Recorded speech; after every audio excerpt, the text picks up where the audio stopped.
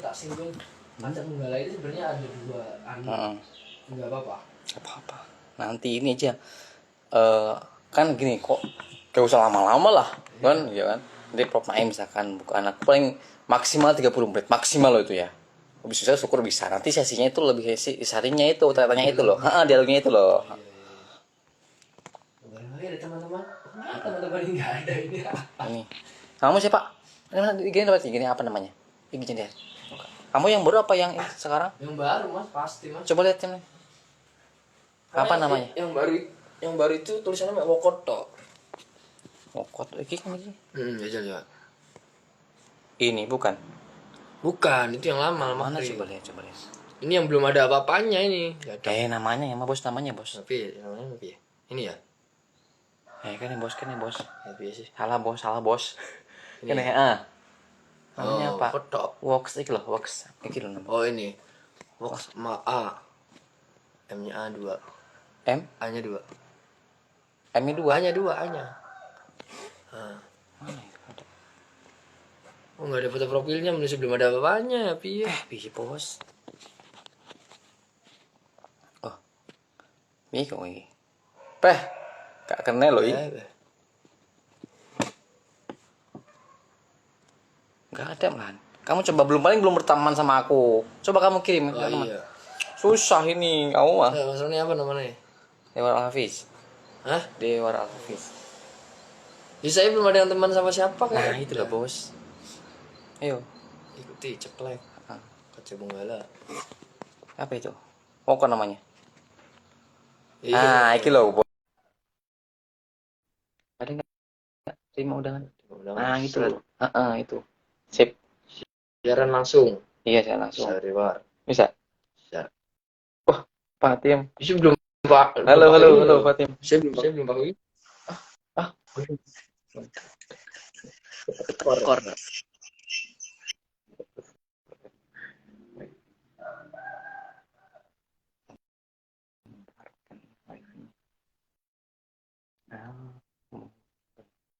Halo. Gimana? Wadaw. Ini cuma aneh. Oh iya. Saudara-saudara. Ya, kabarnya udah dapat kamera. Ini belum.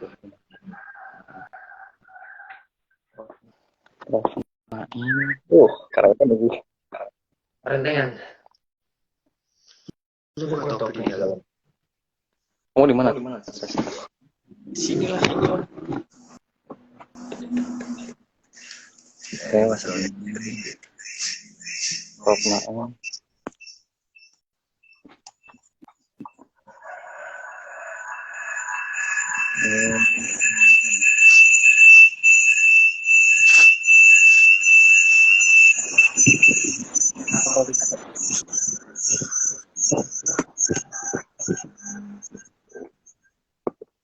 Oh iya. Dasar ini.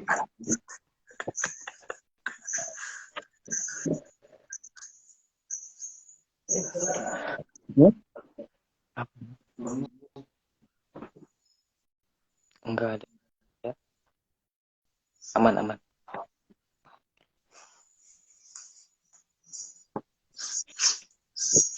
Ini belum ada ya, Pak Naim.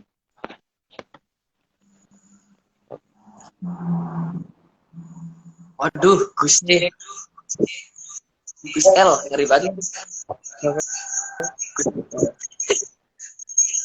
Gus.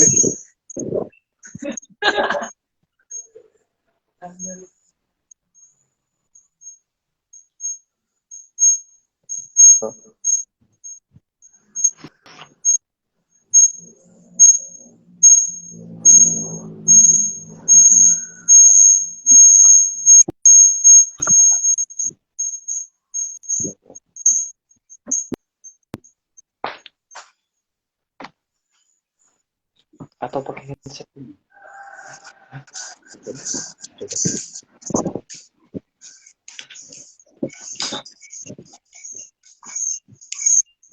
Maaf para pemirsa. Aman.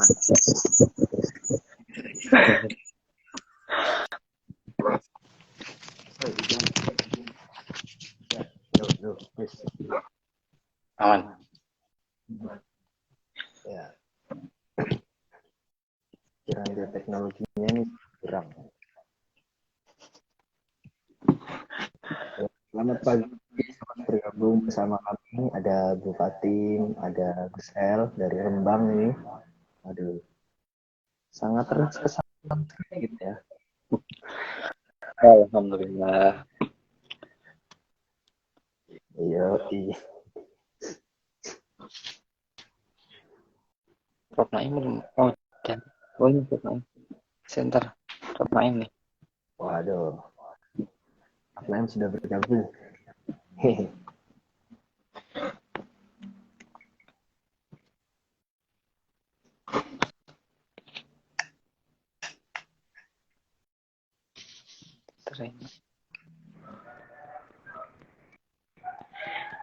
Kebalean. Ini gimana cara Iya. kebalean? Bentar, ini lucu ini. Kameranya kok malah berisi kopi ini gimana? Iya aja Pak. Waduh. Baliknya di mana? Bentar. Sudah. Oh, ngeri banget. Saya lupa ya. Pembelajar sejarah. Hah? Iya. Pembelajar sejati backgroundnya anu. Backgroundnya buku ya. Iya Pak. Kita Nggak ada tempat yang lain yang bisa dijadikan background ya. lemas. Ini apa? Ruang tambahan di rumah yang belakang itu karena rumah depan kan kecil rumahnya itu, jadi habis dipakai itu tuh sampingnya ruang tamu itu kan sudah ruang keluarga sama tidur, jadi belakangnya itu. Wah, nanti ke ruangan tetangga ya. Aduh. Ya Pak, dimulai Pak nggih. Ya silakan. Iya. Bismillahirrahmanirrahim. Assalamualaikum warahmatullahi wabarakatuh. Waalaikumsalam warahmatullahi wabarakatuh. Warahmatullahi. Bismillahirrahmanirrahim. Assalamualaikum Rasulullah Muhammad bin Abdillah la haula wala quwwata illa billah ma ba'da. Yang sama-sama kita hormati Prof. Naim, selaku pembina kita di SPK Tulungagung, dan seluruh teman-teman yang berbahagia telah berkenan hadir pada kesempatan pagi yang berbahagia ini. Lalu pula saya menyapa dan saya hormati narasumber kita, Mas Noni Ramlan. Ya, misalnya sehari-hari saya manggilnya Kak Roni karena beliaunya dari Sunda gitu, secara etnografinya gitu. Tapi karena ini kita dalam konteks Tulungagung, jadi saya memaskan semua Mas. Saya juga menyapa semuanya yang sudah bergabung. Terima kasih, sangat terkesan kami bisa berjumpa di edisi pertama ini. Sebenarnya kita menghidupkan kembali program yang sudah berjalan pada saat lalu. Memang ya seperti sakit palis ini kita pasang surut gitu ya, pasang surut, dan sekarang kita menghidupkan kembali. Mari kita sama-sama mengucapkan syukur pada Allah Subhanahu Wa Taala yang telah diberikan pertemuan yang sangat berharga ini, walaupun sangat waktu singkat. Semoga apa yang akan kita jalani pada kedepannya nanti diberkahi oleh Allah Subhanahu Wa Taala. Salawat dan salam semoga terlimpah curahkan kepada junjungan Nabi Agung Muhammad Sallallahu Alaihi Wasallam, para keluarga, sahabatnya, dan kita semoga selaku umatnya selalu senantiasa setia di jalan beliau yang lurus, dan tentunya pada semuanya dalam keadaan berbudi. Langsung saja saya di sini bertindak sebagai MC pertama, slide koordinator. Langsung saja mempersilakan di acara ngaji literasi. Jadi tajuknya adalah ngaji literasi. Ada yang usul untuk membuat jagongan literasi. kayaknya masih pagi gitu enaknya ngaji karena masih siraman rohani adem-adem gitu. Kalau jagung kopinya belum. Iya. Jadi konteksnya nanti adalah ada welcome speech dari pembina kita itu nanti bisa di acara itu, yaitu ngaji literasi bersama-sama, yaitu membedah salah satu karya solonya Mas Roni gitu ya, dan juga karya-karya lainnya. Baik, tanpa mempersingkat waktu teman-teman dan jamaah semuanya, jamaah literasi. Saya walaupun ngaji tapi mohon maaf Prof tidak pakai kopiah karena supaya tidak meninggalkan kesan formal. Ya, langsung saja saya berikan kepada Pak Naim, dipersilakan.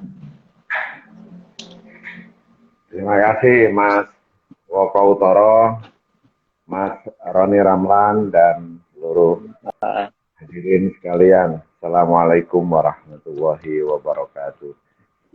Waalaikumsalam warahmatullahi wabarakatuh. Bismillahirrahmanirrahim. Alhamdulillahirabbil alamin. Assalatu wassalamu ala asyrafil anbiya'i wal mursalin. Sayyidina wa maulana Muhammadin wa ala alihi wa ashabihi ajmain. Kawan-kawan sekalian yang berbahagia, puji syukur alhamdulillah di kesempatan pagi hari ini kita bisa memulai kembali itu kalau bahasanya Woko tadi ihya itu ya, menghidupkan kembali sebuah tradisi yang saya kira sangat penting itu ya dalam konteks literasi gitu ya. Saya ingin memberikan beberapa sudut pandang ya berkaitan dengan kegiatan semacam ini. Satu, bahwa literasi itu harus terus-menerus diperbincangkan. Kalau bahasanya Profesor Azul Adi Azra ketika beliau ingin Pancasila semakin dikenal dan menjadi bagian penting dari kehidupan masyarakat, ya jadikan yang namanya literasi itu sebagai bahan perbincangan. Semakin sering diperbincangkan, maka orang ingin tahu apa sih literasi. Apa problemnya ketika orang mulai menyukai dunia membaca? Apa problemnya orang ketika orang mulai menyukai dunia menulis? Ketika semuanya sudah terbangun, apa problem yang dihadapi ketika menghadapi proses publish dan seterusnya. Nah, jadi saya senang sekali ketika kawan-kawan SPK Tulungagung punya program ini. Nah, nanti saya berharap ini akan menjadi program yang rutin ya, bukan hanya kala-kala ada, kala-kala enggak. Jangan sampai ya seperti itu, tapi menjadi program yang rutin. Nah, itu yang pertama, pentingnya kita berbincang ya, berbincang. Yang kedua, kegiatan semacam ini dapat menjadi media untuk semakin menumbuh kembangkan budaya literasi. Jadi yang pertama tadi itu pentingnya memperbincangkan, yang kedua menumbuh kembangkan. Kenapa gitu? Banyak orang pengen nulis tapi tidak tahu caranya. Banyak orang pengen nulis, tahu caranya nulis tapi tidak segera menulis. Oh iya. Banyak juga orang yang sebenarnya memiliki tahu caranya, modelnya dan sebagainya, tetapi kemudian berhadapan dengan berbagai hambatan dan tantangan, akhirnya kemudian orang itu putus asa di dalam proses menulis. Nah, berbagai hambatan dan tantangan itu kalau tidak menemukan ruang yang tepat, itu akan mematikan potensi literasi. Kalau tidak menemukan ruang yang tepat, akan mematikan potensi literasi. Ruang yang tepat itu apa? Ya komunitas. Komunitas. Nah, jadi komunitas itu bisa mengurai persoalan-persoalan yang dihadapi itu tadi. Nah, yang ketiga, saya kira ini akan menjadi momentum yang penting untuk entah nanti tolong kawan-kawan SPK merancangnya sebulan sekali, 2 minggu sekali, seminggu sekali, untuk bikin kegiatan ngaji semacam ini. Ngajinya tidak harus pakai kopiah ya, kok ya. Jadi ya, yang penting kita berbincang tentang banyak hal yang itu bisa sedikit banyak mengantarkan kita kepada substansi tumbuh dan berkembangnya budaya literasi. Saya kira itu pengantar singkat saya. Selamat ngaji gitu ya. Ngaji itu katanya yang penting kan istiqomah itu ya. Nah, itu yang paling berat. Ngajinya istiqomah. Nanti proses ini insya Allah akan memberikan berkah dan manfaat buat kawan-kawan dan kita. Saya kira itu. Selamat mengaji. Wa'alaikumsalam warahmatullahi wabarakatuh. Assalamualaikum warahmatullahi wabarakatuh. Waalaikumsalam warahmatullahi wabarakatuh. Ya, baik. Terima kasih disampaikan kepada Pak Main Naim yang telah memberikan kata sambutan pengantar di edisi yang pertama ini di ngaji literasi kita. Sahabat karena kita beruntung, ada 3 hal yang tadi sudah kita catat bersama-sama teman-teman, bahwa sesungguhnya apa yang kita lakukan pada pagi hari ini sebenarnya adalah salah satu bagian dari bentuk ikhtiar, bahwa pengetahuan itu harus sering dirasani ya, kalau bahasa saya itu gitu ya, harus sering dibicarakan. Nah, setelah itu baru kita memulai untuk mengeksekusinya dalam bentuk catatan-catatan. Nah, bahasanya pertanyaan gitu ya. Terus di sisi lain juga, supaya ini menjadi gelombang frekuensi yang sama gitu dan bisa menularkan kepada frekuensi yang lain, otomatis kita diwadahi oleh salah satunya yaitu ya komunitas, jejaring. Dengan itulah kita bisa memiliki semangat yang sama gitu. Satu spirit ya, tujuannya itu adalah untuk membumikan literasi, untuk membumikan pengetahuan. Setelah itu tadi ada catatan-catatan yang tentunya ketika ini dilakukan konsisten, otomatis pasti ada manfaat. Nah, sebenarnya kita itu mengingat kembali di 2 tahun ke belakang, maksudnya ya, yaitu tentang apa namanya masa pandemi itu. Sebenarnya kita banyak diberkahi dari adanya teknologi. Nah, termasuk dari hasil dari nanti bisa dikupas kembali, bisa dilihat kembali oleh teman-temannya di IG. Jadi ilmuwan saya kita langsung saja ikuti, nanti ada beberapa pembahasan yang artinya santai saja karena ngaji gitu ya, kartu. Jadi kita harapkan teman-teman bisa berdialog sama-sama. Saya spoiler dahulu. Kita pada hari ini akan membaca salah satu kitab yang ditulis oleh Mas Roni. Kitab. Iya, kitab putih ya. Kitab putih judulnya Kaca Benggala. Nah, Mas Roni bisa ditunjukkan. Oke. Ini bukunya ya, teman-teman. Oke, Kaca Benggala itu ya. Saya spoiler sedikit. Sebetulnya saya juga belum khatam membacanya karena Mas Roni tidak memberikan gratis kepada moderator. Iya, itu. Benggala ini diterbitkan oleh salah satu penerbit yang ada di Bogor, Jawa Barat ya. Kebetulan Mas Roni tulis 2 sebenarnya, 2 edisi, jilid 1 dan jilid 2. Nah, kita yang membahas itu adalah jilid yang pertama gitu. Nah, ya ada salam, terima kasih itu ya. Kita sampaikan langsung. Terus di jilid ini kita bahas yang pertama. Jadi mengingatkan kita seperti kitabnya dari Suyuti gitu ya. Kan dalam konteks ini ngaji ya kita disambungin ke sana lah supaya halal pesantren. Kebetulan Mas Rafi ini pakai dress code-nya pakai baju koko. Penyiratnya seperti ngaji. Aduh. Ya, jadi kata Benggala itu nanti isinya adalah pemikiran hasil dari ekstraksi Mas Roni, pagi, siang, malam gitu ya, terkait dengan banyak hal, termasuk mengenai literasi, bahkan juga menyinggung di sana ada terkait dengan apa kehidupan sosial, tradisi masyarakat, budaya dan lain-lain. Nah, cuman nanti juga bukan tanya kenapa punya Kaca Benggala. Terus ada gambar singa yang berkaca berubah menjadi kucing atau apa gitu. Saya tidak tahu. Itu bisa kita kupas karena seni dalam pembuatan cover juga itu juga mengandung makna tersendiri untuk menyerapkan seni isi dalam buku seperti itu. Jangan banyak kata dari saya, langsung saja penulisnya, Mas Roni. Kita persilahkan. Silakan, Mas. Baik, terima kasih kepada Mas Woko selaku moderator. Assalamualaikum warahmatullahi wabarakatuh. Waalaikumsalam.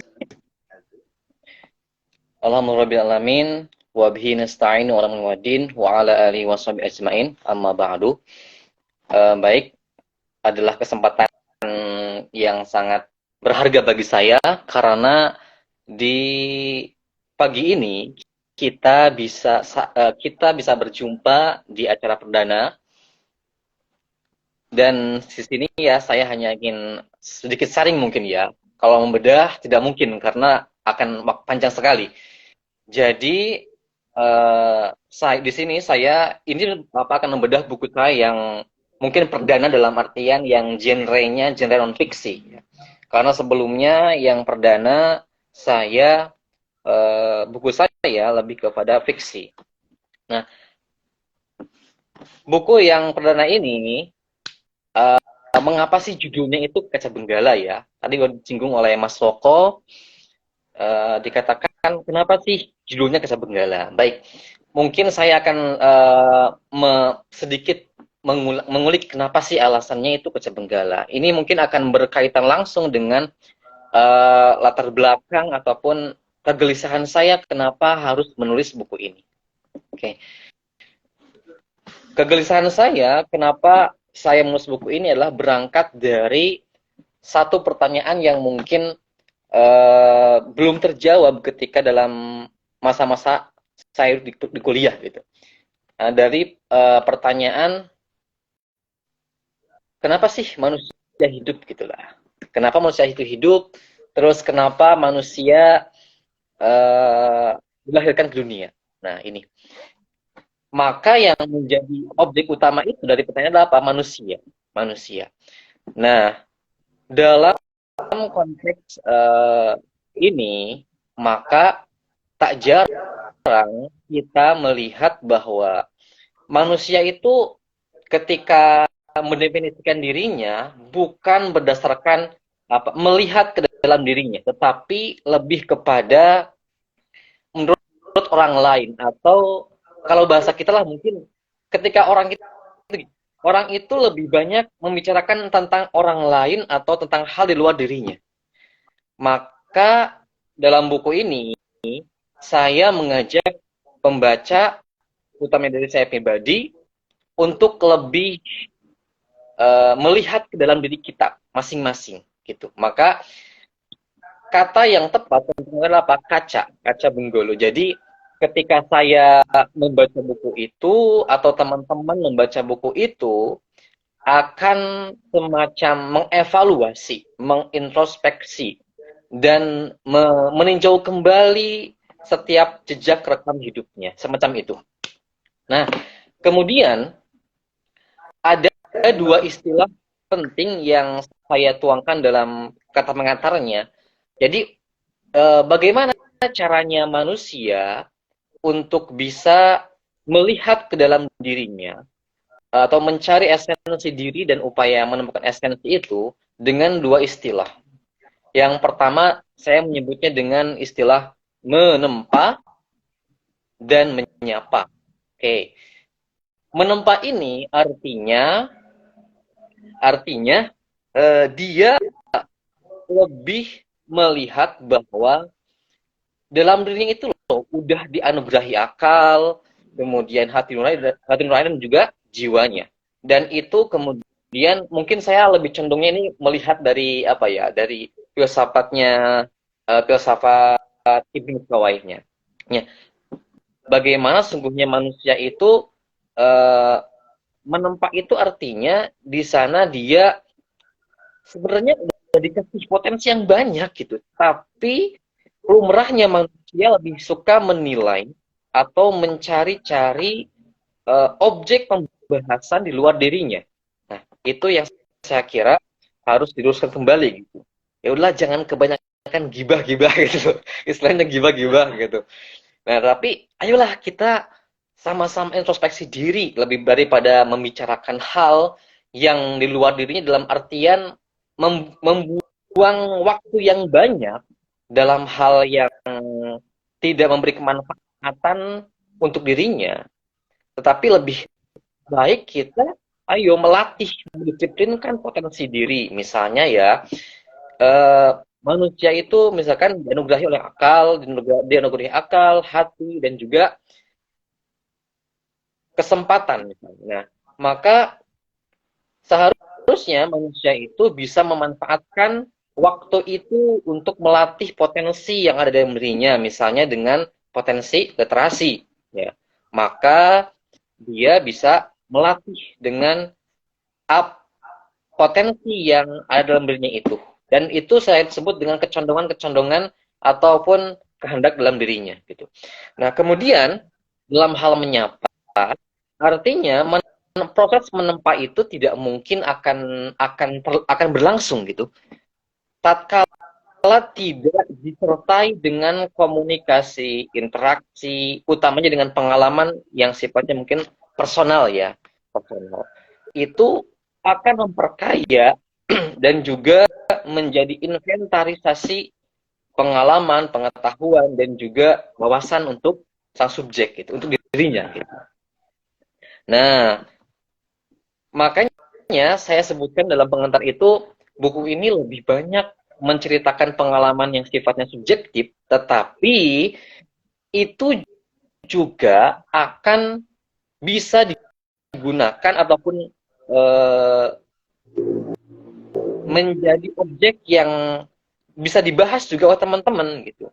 Mungkin pembahasannya akan receh ataupun hal sederhana, misalnya di sini saya menyebutkan ini ya, misalkan contohnya aja, contoh pembahasannya misalnya, kenapa sih orang itu ya, kalau misalkan ketika kuliah itu atau menjadi sedang berstatus mahasiswa, dia akan merasa pede ataupun pede dalam hal mencari pasangan gitu ya, meskipun meskipun ada juga yang jomblo ada saya. Nah, maka saya kira, nah dalam hal ini kemudian saya berusaha memandang, nah ketika udah mengatakan objeknya adalah kehidupan, maka manusia, pengalaman, kemudian sosial dan sebagainya, itu saya berusaha mengerucutkan ataupun memandangnya dengan sudut pandang versinya Hooke. Karl Hooke ini seorang filsuf dari Jerman. Nah, menurut Hooke ada dua sudut pandang ketika kita dihadapkan dengan kehidupan. Yang pertama, pilihannya yang pertama adalah menjadi manusia peristiwa. Artinya manusia yang mengalir apa adanya ketika dihadapkan dengan segala fakta-fakta, fenomena yang ada kehadapannya. Dia nggak mau memaksimalkan potensi dalam dirinya, nggak mau kasab dalam apa ya, dalam terminologi Asy'ariyah mungkin gitu ya, ada kasab, ada kasab. Nah di sana mungkin kita akan kenal dengan, kalau kita dalam lebih jelasnya seperti halnya orang-orang yang tidak punya power lah, seperti orang awam, seperti kita, seperti saya yang nggak punya power gitu. Nah sebutkan dalam istilahnya Hooke ini dengan istilah event man katanya, event man, manusia peristiwa. Nah, manusia peristiwa ini dalam menjalani hidupnya, dia ya mengikuti alurnya aja, nggak mau yang namanya dia berusaha mendisiplinkan atau maksimalkan potensi yang di dalam dirinya.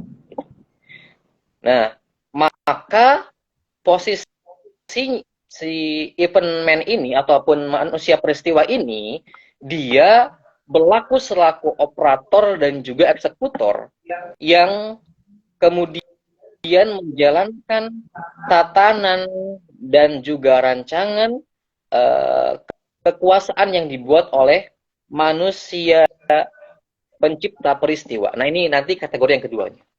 Nah sedangkan kategori yang kedua adalah tadi apa namanya, event making man ataupun manusia pencipta peristiwa. Nah, di sini kalau yang tadi manusia hidup mengikuti alurnya, dia gak mau mikir, dia ya seperti orang yang lazim ya, manusia itu ya untuk lahir, menjalani hidup, meninggal, udah seperti itu. Tidak ada kasab yang artian mau menjadi someone ataupun orang yang berpengaruh dalam hidup hidupnya ataupun dalam hidup yang lebih besar, seperti halnya matahari yang mendarkan cahayanya gitu.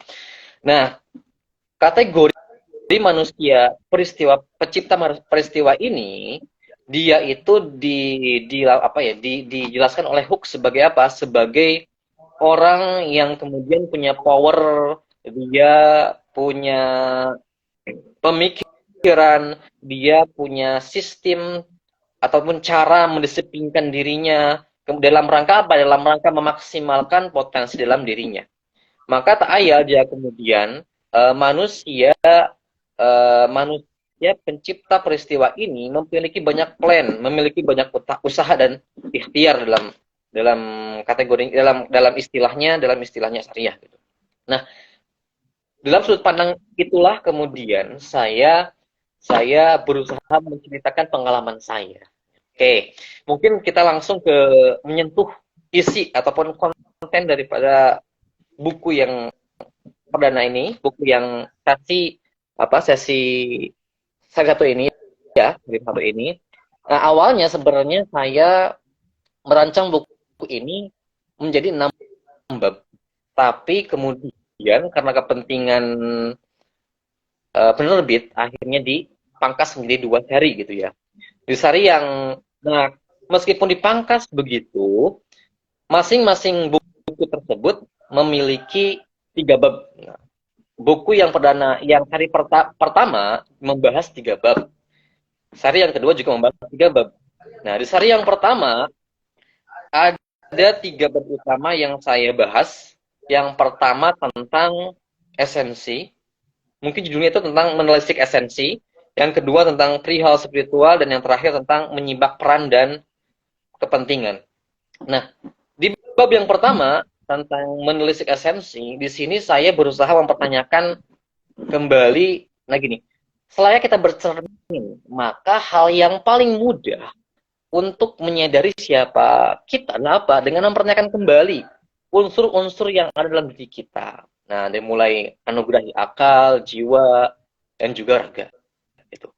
Nah, di sana saya dengan itu menyebutkan subtopik yang pertama dengan judul entitas, struktur, dan jasa dalam 2 peran manusia. Nah, itu saya sana membahas tentang bagaimana manusia berperan dalam menjalankan misinya sebagai hamba, sebagai khalifah, juga sebagai manusia biasa yang kemudian dia berkewajiban atau berkepentingan menyeimbangkan keduanya gitu. Tapi tidak kanan banget ya, kiri banget, tengah-tengah, moderat lah, moderat, harus seimbang.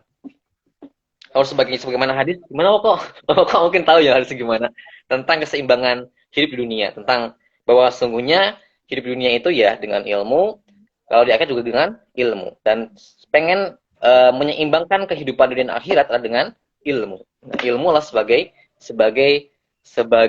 cahaya atau sebagai jembatannya.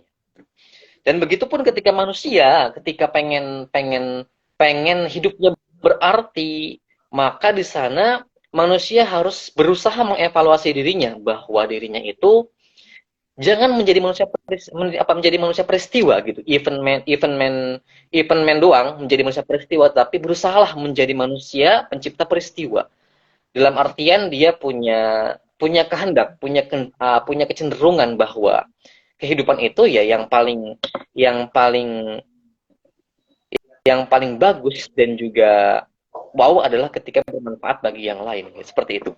Nah, kemudian dalam bab pertama ini ada 10 subtopik yang saya bahas. Nah, nanti mungkin lebih jelasnya teman-teman bisa order bukunya.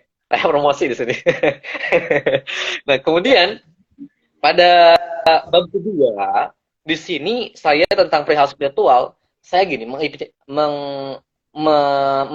sungguhnya menyaksikan bahwa kehidupan itu ketika manusia berusaha mencari esensi hidupnya yang mungkin kadang terombang-ambing dengan luka, dengan patah hati, dengan musibah dan sebagainya. Nah, itu kan dia manusia ini ternyata setiap minggunya manusia, utamanya umat Islam, entah agama apapun ya juga ada, insya Allah ada, dia selalu mendapat pencerahan gitu dalam hal spiritualitasnya. Kalau dalam konteks umat Islam ada sholat Jumat gitu. Nah, sholat Jumat. Nah, di sana ada khutbah. Nah, ada khutbah. Khutbah ini saya melihat itu berperan penting dalam bagaimana ketika manusia udah goyah, udah mengalami mungkin putus asa dalam kehidupannya, dia akan diobati kembali gitu loh. Tapi tergantung, ini sholat di mana gitu loh. Banyak kan ada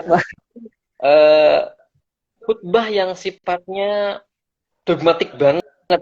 Misalkan dia menggunakan full Arab, sementara dia nggak paham ini artinya apa. Itu kan bahaya gitu loh. Kemudian ada juga memang yang ilmiah, yang sifatnya khutbah Jum'ah, yang sifatnya relevansi, yang up to date. Nah inilah yang saya kira gerakan ini yang juga kemudian turut turut berusaha mengevaluasi ataupun meluruskan kembali bagaimana manusia untuk terus ada di jalan yang lurus. Nah, kemudian, ada yang unik ya. Fakta mungkin di sini ada sedikit disinggung di buku ini. Fakta yang menarik ketika kita melihat bagaimana semacam mungkin curhat tapi dalam artian evaluasi juga gitu. Kadangkala masjid-masjid itu entah yang sifatnya masjid kan pasti besar, agung ataupun yang biasa, itu pasti dikuasai oleh apa? Oleh kalangan-kalangan yang sepuh dalam artian udah skill ilmuannya mapan sebagainya. Sementara generasi-generasi muda kita itu semacam dianggap nggak usah terlibat gitu. Padahal itu juga perlu untuk generasi ataupun untuk meneruskan estafet perjuangan menghidupkan masjid. Nah itu perlu menjadi bahan evaluasi juga benernya. Kadangkala ada semacam hegemoni kekuasaan gitu, berebut kekuasaan, takmir masjid dan sebagainya. Itu juga mempengaruhi ya. Ya tentu ruang-ruang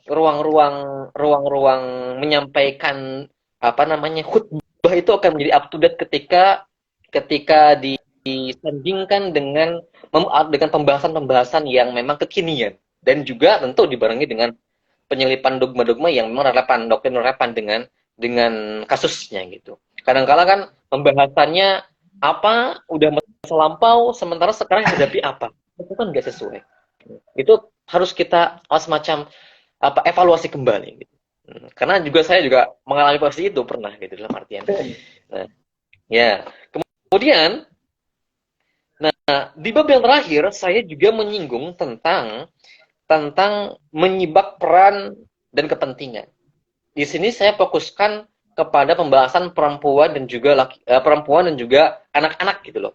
Ya ini juga tidak terlepas bagaimana saya misalnya rutinitas saya yang misalkan mengelesi anak ataupun kemudian saya mengajar di TPQ, kemudian sekolah, ini juga menjadi bahan renungan saya gitu. Nah ternyata menjadi perempuan itu kadang-kala menjadi wow, tetapi juga dipandang sepele gitu kadang-kala. Ada mungkin gerakan-gerakan feminis dan sebagainya, tapi secara substansial dia belum menyentuh ataupun menyentuh dalam artian hal-hal yang sangat dalam artian dalam hal yang sangat remeh-temeh apun dalam yang seharian gitu. Nah kemudian misalnya saja peran perempuan itu misalkan dia bekerja kemudian dia pulang kerja itu dia harus membersihkan rumah lagi kan, mengurusi anak. Misalkan suaminya ini nggak bekerja. Nah ada pandangan yang memang yang sangat yang berlaku umumnya ya, yang bekerja itu ya siapa? Perempuan. Udah bekerja double, bekerja di kantor, dia harus pulang itu ke rumah itu mengerjakan pekerjaan rumah, mengurusi anak sebagainya. Laki-lakinya nggak bekerja, main sebagainya. Itu kan hal-hal yang sangat mungkin dalam artian perlu dievaluasi kembali. Nah seharusnya itu dalam hal utamanya dalam hal menikah itu ya mungkin ini ya tentu harus ada 50-50 gitu. Ada semacam kontrak yang memang dalam artian tertentu saling menguntungkan gitu. Nah, makanya saya mengatakan nikah itu bukan hal biologis semata, ibadah semata tidak, tetapi dalam hal saling memberdayakan. Nah, memberdayakan apa? Memberdayakan potensi, cita-cita, dan juga berbagi beban tugas gitu loh. Misalnya, kalau sang istri udah bekerja, sementara sementara suami gak bekerja, ya berbagi tugas gitu. Nggak ada salahnya kok laki-laki nyapu, nyuci, sebagainya, tidak salahnya gitu. Itu mungkin keresahan tentang perempuan dan sebagainya. Nah, sekarang mungkin terus keresahan untuk anak-anak. Nah, kadang-kala gini, yang lumrah terjadi di zaman sekarang adalah ketika melihat bagaimana orang tua itu, pendidikan orang tua itu ketika mendidik anak itu berbeda gitu, berbeda jauh dengan bagaimana generasi sepuh. Entah zaman saya atau zaman entah jangan terlalu jauh lah, bandingkanlah dengan generasi saya misalnya. Nah, generasi saya dengan generasi zaman sekarang beda didikannya gitu. Kalau zaman dulu kan kita misalkan subuh itu ngaji, maghrib ngaji, pulang sekolah ngaji gitu kan. Nah, sekarang itu misalkan pulang sekolah apa? Mabar kan, Mobile Legend, terus FF dan sebagainya gitu. Itu kan bebel sekali budayanya.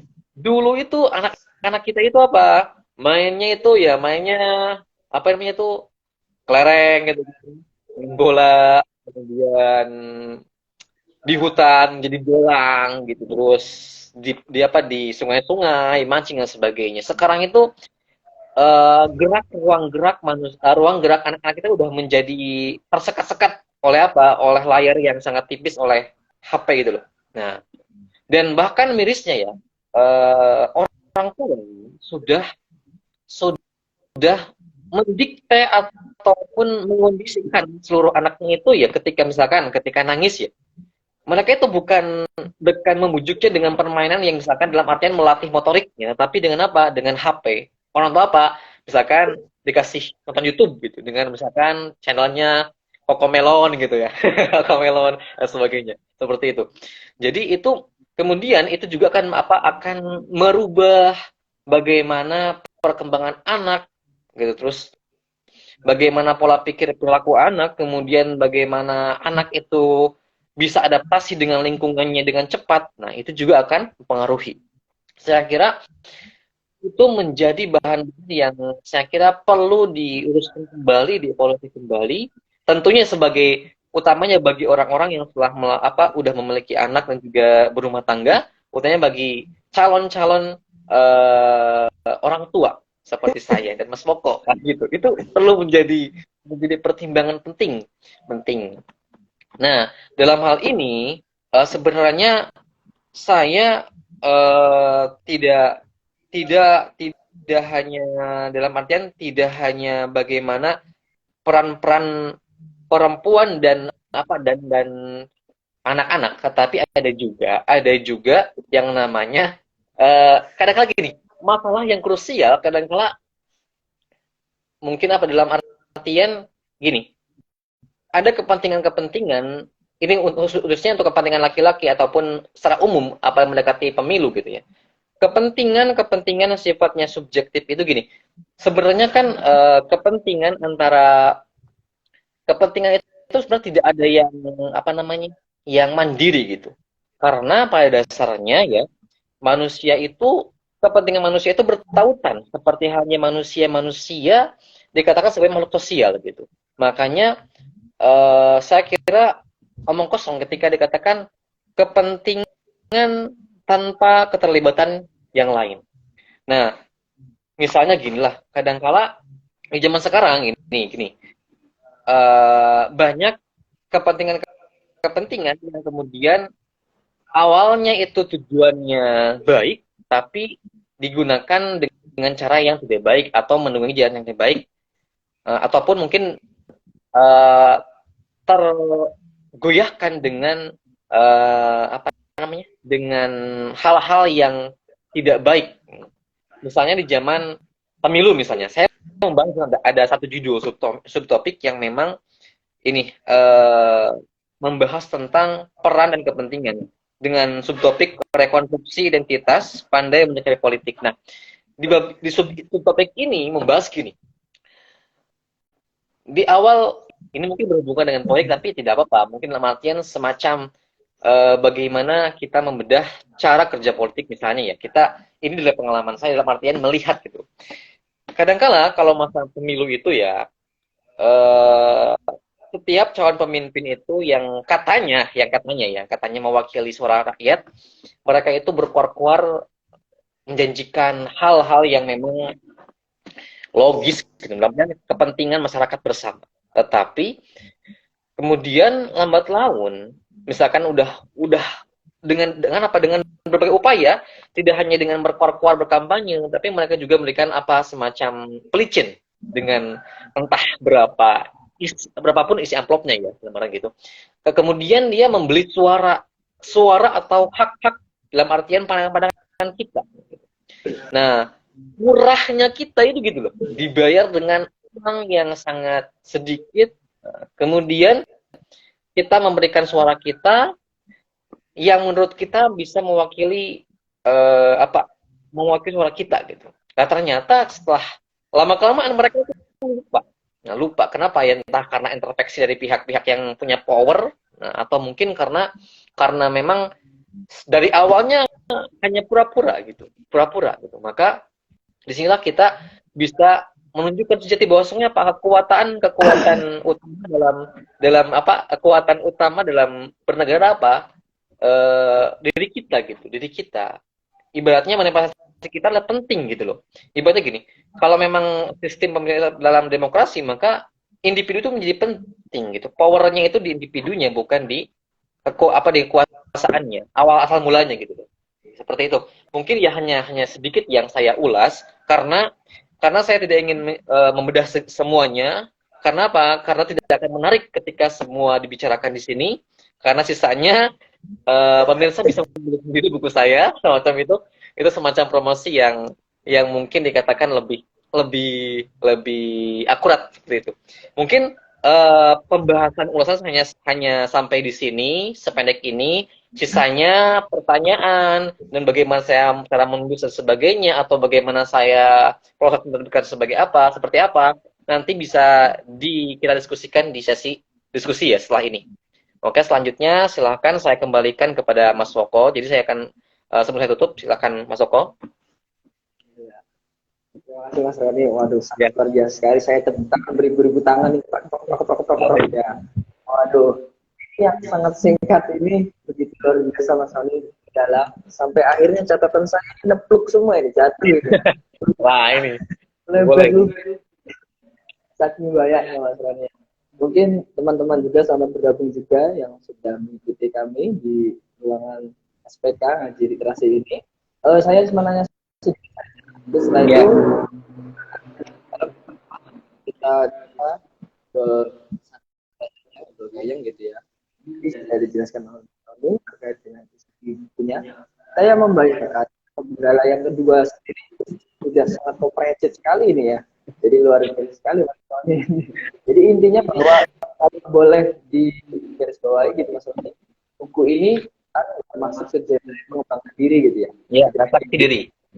Betul, karena mungkin bagaimana buku ini dilahirkan dari proses perenungan Mas Tony yang sangat dalam, juga hasil dari interaksi sosial selama ini gitu ya, sekolah, terus di ruang komunitas dan lain-lain gitu ya. Sampai akhirnya banyak hal termasuk tema-tema yang tentunya sangat update sekali gitu. Jadi sangat menarik sekali, apalagi Mas Roni sampai menyinggung ada politik gitu, ada sosial, ada bahkan sampai perihal kejombloan sendiri. Saya malah jadi ingat salah satu pesan dari Socrates. Karena Mas Roni ini orangnya seorang filsuf, saya pun menyinggung salah satu itu. Iya kan?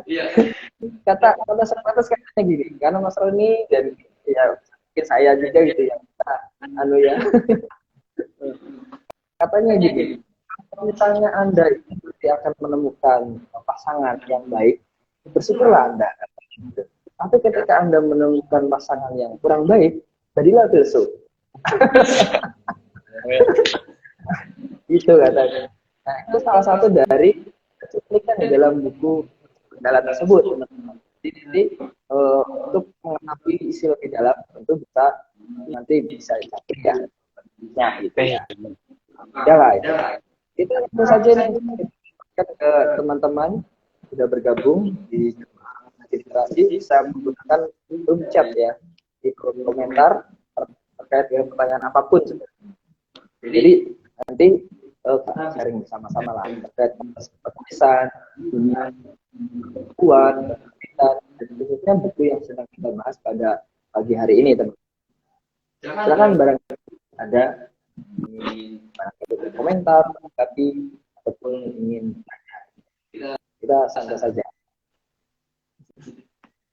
Ya, silakan. Silakan. Siapa yang update?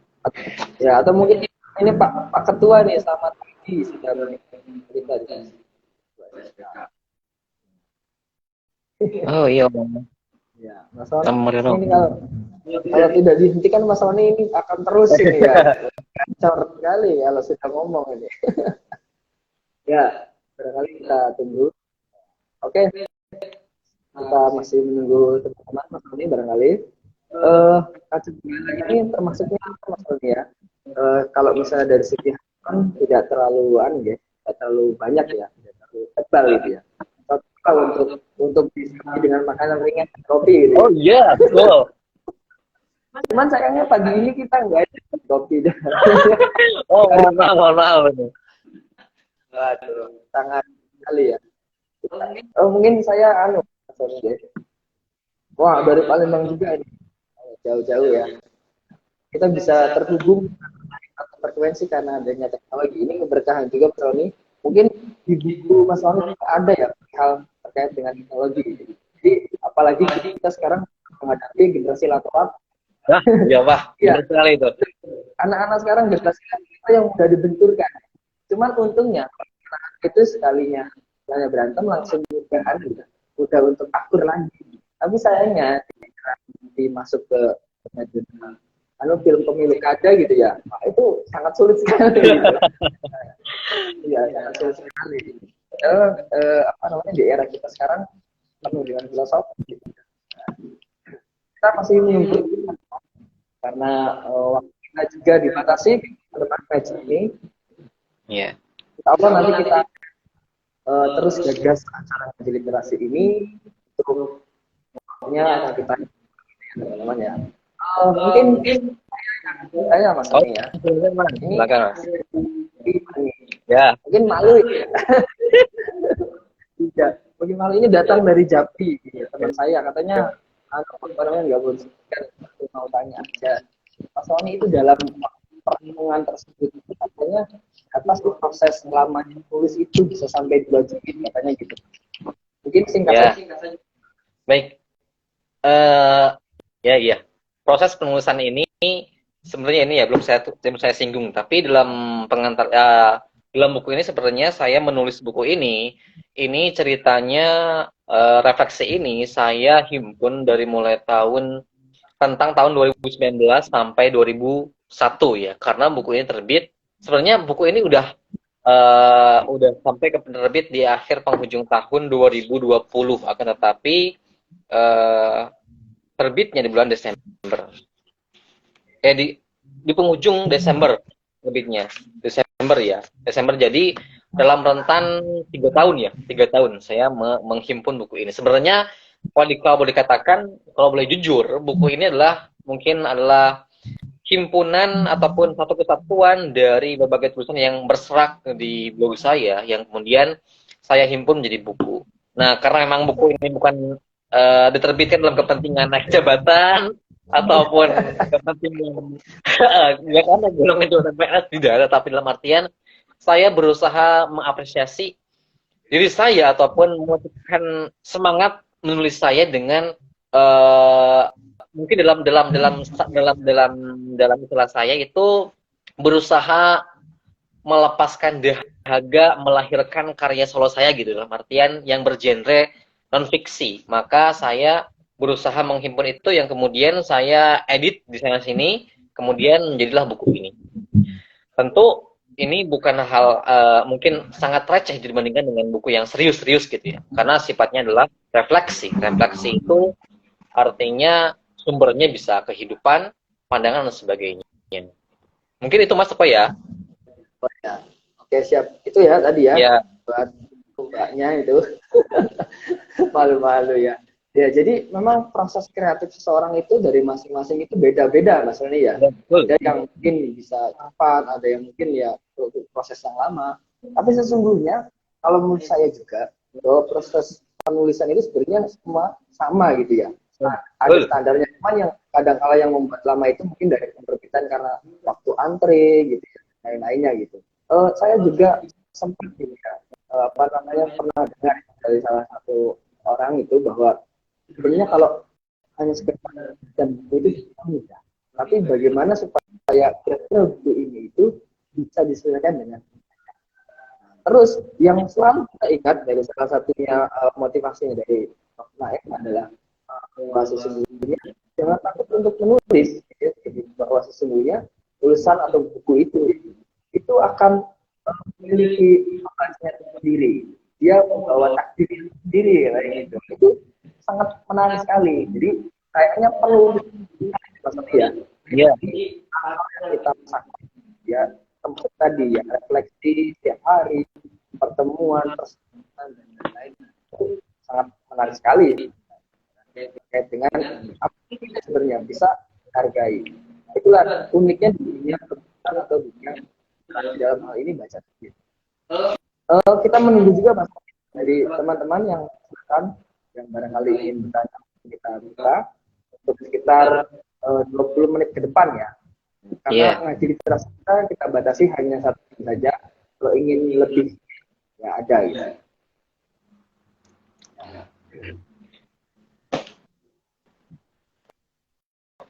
Teman, kalau misalnya nanti punya itu ada di penerbit Webedia, di publisher ya, ada di buku Bogor itu bisa langsung dijabri saja, untuk harganya bisa dinego ya. Ya, Oke, selamat. Ya, selamat. Oke. Nanti teman-teman kita informasikan juga bahwa ngaji literasi kita akan membedah karya solo dari teman-teman komunitas pena kita Tulungagung misalnya ya. Ya, betul. Ya, nanti untuk kontennya insya Allah kita sukses kembali gitu ya. Kita juga berharap kontribusi dari teman-teman gitu ya. Silakan dan apapun gitu ya. Ini dan juga menghubunginya karena ya maksudnya kalau misalnya kita sekarang menghadapi medsos yang ada orang apa di sana kira-kira kenapa enggak terkait buku ini terkait dengan dunia medsos supaya masyarakat kita itu tercerahkan lah atau terdidik gitu ya bagaimana menghadapi zaman yang tidak menentu. Gimana ya? Oke, baik Mas. Sebenarnya ya dalam salah satu buku saya ada subbab ya, subtopik yang membahas tentang bagaimana orang itu sindrom bermedia sosial. Artinya gini, manusia itu lebih di zaman sekarang, utamanya ketika pemutakhiran digital, medsos, orang itu lebih suka mengalihkan kehidupannya ke medsos. Artinya ketika orang itu dirundung masalah ataupun nggak suka menghadapi fakta-fakta dalam hidupnya, maka dia akan berlari ke medsos, entah dengan status, live streaming dan sebagainya. Dengan apa? Mencari simpatisan, mencari teman yang frekuensi, dan tentunya itu bisa menjadi teman mayanya. Gitu. Nah, sialnya, ironisnya, ketika seseorang itu bermedsos, kebanyakan itu hilang kendali dari kontrolnya sebagai manusia. Artinya ketika sebagai manusia ya juga harus menghargai gitu. Misalnya ketika ada orang itu gak suka dengan dia, ya terima gitu. Entah dengan statusnya, atau mungkin seperti ini ya, kita tetap streaming seperti ini, gak semua orang minat ya dihargai juga, gak apa-apa. Tapi tidak menutup kemungkinan pula bahwa sesungguhnya di zaman luas ini segala kemudahan-kemudahan dapat kita nikmati. Misalkan diskusi yang seperti ini ataupun bedah buku yang sifatnya bisa dilakukan secara offline di gedung-gedung yang menggunakan dalam kemungkinan tertentu bisa menggunakan budget yang mahal, itu bisa dipersingkat ataupun diefisiensikan dengan yang harga yang sangat murah dan juga apa namanya dimaksimalkan tidak tertekan oleh waktu. Cuma masalahnya ada satu, mungkin minatnya ada yang ataupun audiensnya gitu. Bagaimana tertarik apa tidak atau mungkin bagaimana cara-cara menjaringnya dan sebagainya. Nah, itu tantangan-tantangan yang itu kemudian disesuaikan dengan saya kira gini, untuk menghadapi ataupun mengontrol seseorang ketika terjun atau meleburkan diri ke medsos, ya dengan cara apa? Dengan cara kalau saya boleh mengutip katanya Prof. Fatin, ada apa ya? Harus sesuai dengan maqasidus syariahnya gitu kan. Harus bisa menghargai orang, misalkan ketika orang itu berkomen sensitif negatif ya kita terima gitu. Dalam artian selama itu tidak menyakiti fisik kita gitu. Karena kadang-kadang gini, ada orang itu melakukan misalkan dia curhat sebagainya kemudian karena kemudian netizen itu warganet itu membulinya hingga sampai bunuh diri gitu. Misalkan ejek-ejekan di medsos kemudian dia saling bunuh-bunuhan. Itu kan banyak juga seperti itu ada. Kemudian penipuan, kemudian semacam hal-hal yang merugikan penggunanya pengguna internet ataupun medsos banyak juga. Tergantung bagaimana artinya penggunanya itu tergantung menggunakan di mode apa gitu. Apakah mode yang soleh atau mode yang sebaliknya. Artinya media sosial ini adalah hal yang moderat gitu. Semua orang bisa masuk gitu. Tergantung siapa penggunanya, tujuannya apa, motifnya apa, dan insya Allah kalau memang itu niatnya baik, niatnya untuk kepentingan meningkatkan potensi diri, mengasah dalam artian mencari pengetahuan, itu bisa menjadi alat yang sangat luar biasa gitu. Meskipun secara nasab ilmu ya lebih baik kepada bukan ke Google tapi orang yang dalam artian orang yang ahlinya gitu, ahlinya. Karena kadang-kala kan sekarang itu banyak sekali tipu muslihat dalam artian mengandalkan Google gitu kan. Kadang-kala kerja tugas kuliah Kompas gitu kan, copy paste gitu kan udah. Bahkan mungkin di Kompas yang beberapa hari yang lalu sempat booming ini ya tentang bagaimana seorang guru besar terjerat dengan masalah dunia hitam praktek perjokian. Itu kan masalah yang sangat saya pikir masalah mencemari pendidikan kita. Dan awalnya apa? Ya manfaatnya berada di digital medsos itu. Karena kan cara kerjanya pasti menggunakan digital, memanfaatkan medsos dan sebagainya. Ya mungkin itu ya. Jadi tergantung kalau menurut saya ya medsos itu ya tergantung dengan panjenengan semua. Mau apa fungsinya, tujuannya apa, motifnya apa, mohon disesuaikan dengan tupoksinya. Jangan sampai kebablasan gara-gara medsos, kita bunuh-bunuhan gara-gara medsos, kita malah menghilangkan kebebasan seseorang berekspresi, menghilangkan orang-orang menyawa seorang ataupun dalam artian tetap harus menjaga sisi kemanusiaannya, kepentingan bersamanya. Jangan sampai mencederai kemanusiaan. Mungkin itu Mas Oko. Iya. Wah, siap-siap Mas Oko. Waduh, sangat luar biasa. Sangat indah. Tentunya ada semua ya di dalam ini sebenarnya memang lengkap ini sepertinya Mas Raffi. Terkait dengan medsos dan lain-lainnya memang medsos ini seperti itu ya, seperti mata uang ya, Ya, betul. yang bermata dua atau pisau bermata dua itu tinggal tergantung siapa yang menggunakannya. Pisau di tangan chef itu akan mampu memotong bahan-bahan makanan yang akan disuguhkan menjadi makanan lezat, tapi pisau yang di pembunuh bahaya. Ini jadi oke Mas Roni, karena waktu kita sudah di penghujung ini ya, terasa sekali. Kita berikan barangkali ada dua pertanyaan dari teman-teman. Kalau misalnya masih ada, kalau tidak ada kita akan sudahi pertemuan yang sangat singkat dan luar biasa ini. Tapi masih ada, ya, silakan. Mungkin nanti bisa Mas Roni ya, bisa melalui kontak langsung gitu ya. Bisa DM. Ya, bisa DM dan lain-lainnya. Karena waktu pertemuan perdana juga mungkin teman-teman belum ada persiapan dan tentunya belum ada spoiler dari bukunya ini ya. Nanti formatnya mungkin kita kasih spoiler lah gitu ya. Ya, siap. Lainnya. Baik, barangkali tidaknya apa namanya urusan kita Mas Roni dengan buku Kaca Pinggang ini, kira-kira ada pesan apa sih yang paling esensial di antara buku yang sudah dibuat oleh Mas Roni berkaitan dengan self, ya, berkaitan dengan perihal diri, diri dan lain-lainnya. Silakan. Baik. Mungkin ini semacam statement closing ya, closing statement gitu ya. Sebenarnya di sini dalam buku ini saya hendak mengajak para pembaca bahwa sungguhnya kenapa sih topiknya itu kan hal-hal yang refleksi, hal yang sangat receh sekali dalam kehidupan kita.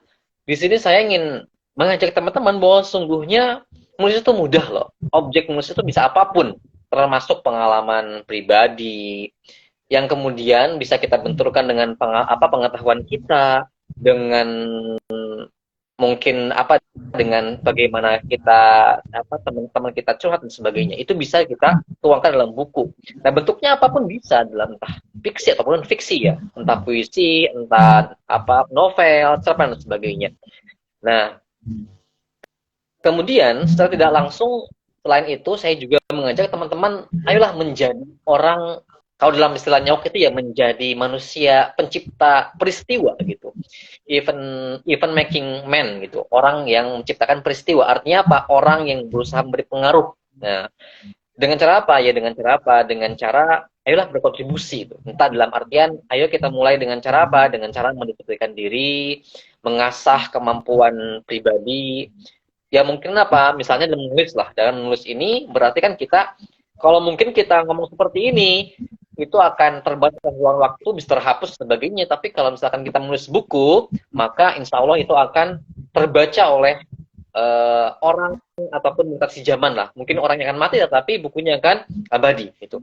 Jadi, marilah kita mulai dari sekarang, mari menggeluti literasi, mari berkontribusi untuk diri pribadi dan juga untuk orang lain. Karena sebagaimana dalam hadis apa katanya? Sebaik-baiknya orang lah apa? Yang bermanfaat bagi yang lain. Mungkin itu ya statement. Terima kasih Mas.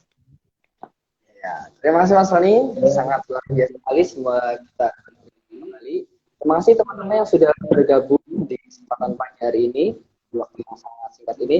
Terima kasih pula kepada teman-teman di SPK dan juga teman-teman lainnya. Terima kasih pula kepada Prof. kita yang telah memberikan sambutannya tadi.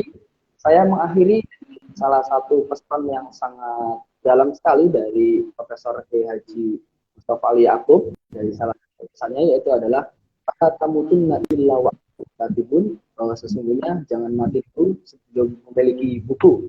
Terima kasih teman-teman, sampai jumpa di selanjutnya di buku literasi edisi yang sangat selera di pagi hari Minggu. Nanti waktunya akan kita sampaikan kembali. Semoga kita dapat membuatkan kembali. Kalau Anda sebut gadang, ketika kita menumpang selfie. Kalau ada umur yang panjang, kita berjumpa kembali. Assalamualaikum warahmatullahi wabarakatuh. Salam literasi. Waalaikumsalam warahmatullahi wabarakatuh. Oke. Selesai ya Mas ya. Ya, terima kasih Mas Roni ya. Sama Mas. Terima kasih juga. Aku kok. Bentar. Hapus. Udah keluar? Udah keluar? Udah? Oke, terima kasih teman-teman ya sudah bergabung di acara perdana kajian literasi. Terima kasih.